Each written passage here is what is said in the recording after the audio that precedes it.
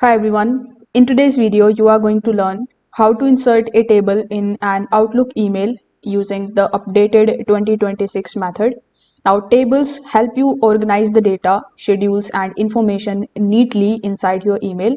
So let's walk through it step by step. First of all, you need to open your Outlook application on your computer. You can also open Outlook in your web browser. Once you have done that, simply click on the option of New Email tab here on the top left hand corner of the screen.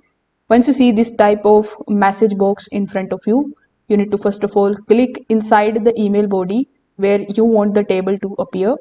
After doing so, hover over to the top and click on the option of Insert.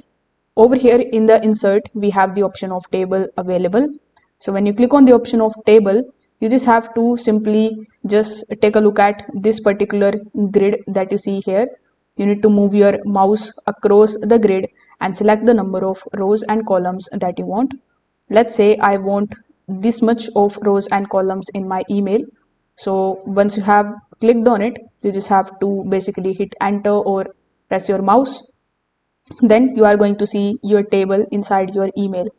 Now you just have to start filling out the details in this particular table. You can also use these edges in order to basically assign a good position in order to resize the shape of the table just like so. So once you have done that, simply click on the option of send in order to send this table to the person whom you want to send. You can also select this particular table and use the formattings option, and you can make changes into it very easily. If this video helped you out, make sure that you like this video and subscribe to the channel. Thanks for watching.